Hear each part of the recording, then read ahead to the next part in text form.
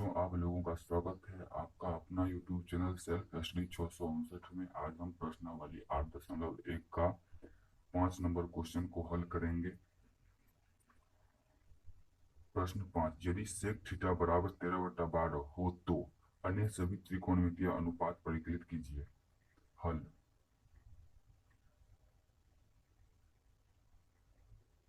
हल।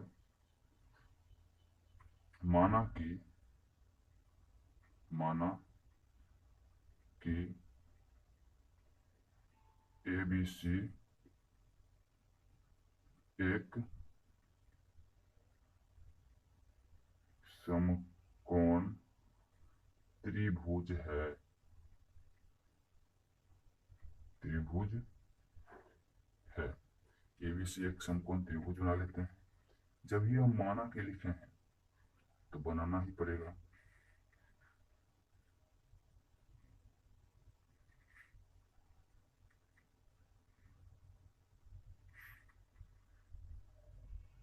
A B C और इस कोण को हम थीटा मान लेते हैं, तो इसके सामने वाला भुजा लंब हो जाएगा।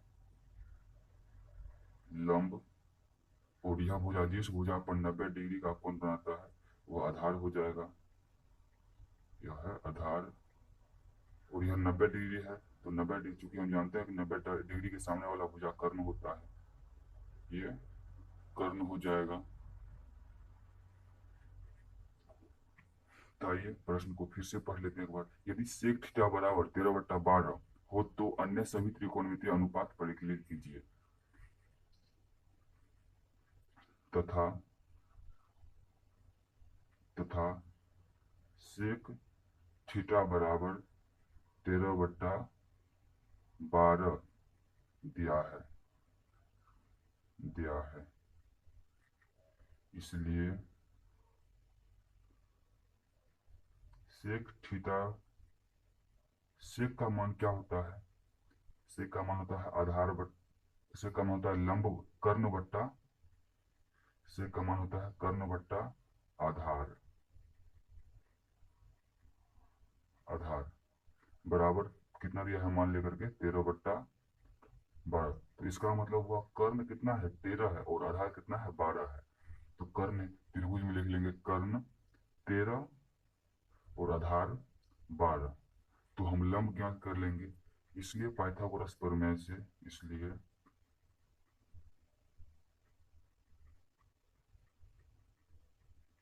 पाइथागोरस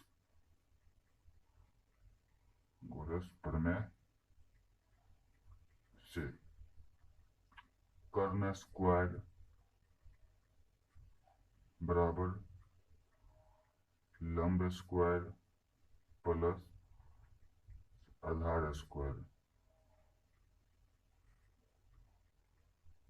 कर्ण स्क्वायर कितना है 13, 13 के स्क्वायर लंब को ज्ञात करना है, तो लंब स्क्वायर प्लस आधार कितना है 12, तो 12 का स्क्वायर। तो लंब स्क्वायर बराबर 13 का स्क्वायर, 13 का स्क्वायर बराबर माइनस 12 का स्क्वायर।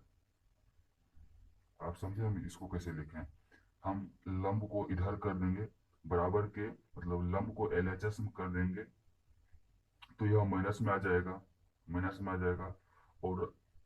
और इसको जब इधर हम करेंगे RHS में करेंगे तो 12 स्क्वायर माइनस 13 का स्क्वायर हो जाएगा। तो घटाने पर माइनस का मान आएगा, और इधर भी माइनस है तो माइनस माइनस काट लेंगे, तो लंब स्क्वायर प्लस जितना है उतना आ जाएगा। इसलिए हम डायरेक्ट लिख दिए, अपना मन से देख करके लिख दिए। लंब स्क्वायर, लंब का मान हमको ज्ञात करना है, तो लंब स्क्वायर को RHS में करेंगे तो रूट से हट जाएगा।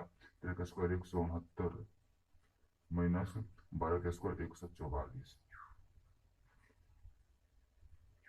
लंब बराबर, इसको घटाएंगे तो कितना होगा, 9 में से 4 गया तो 5, और 6 में से 4 गया तो 2, 0। लंब बराबर होगा कितना 5, 25 में से निकल जाएगा 5। तो लंब कितना निकल गया हमको? 5।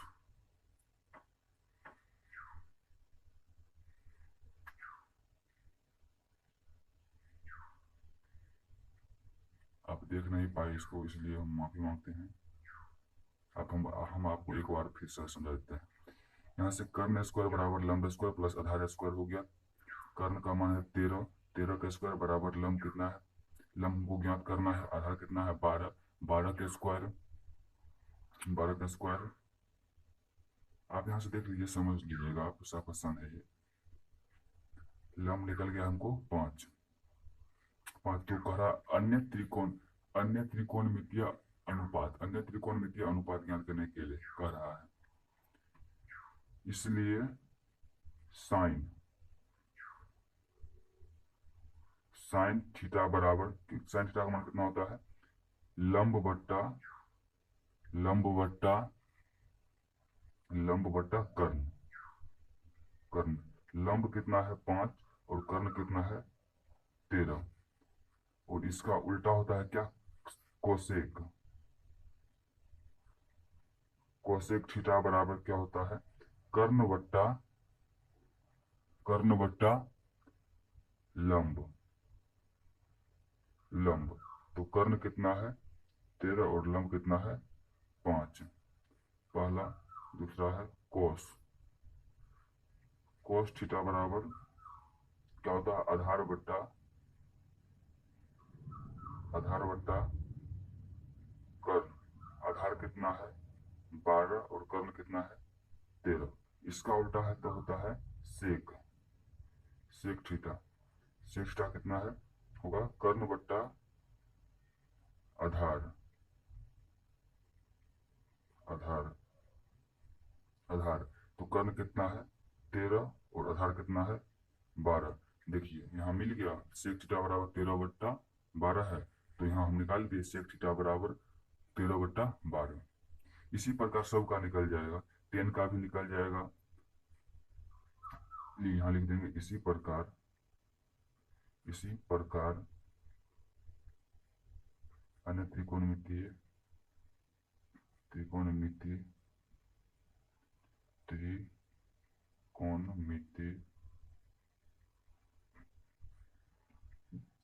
ज्ञात करेंगे।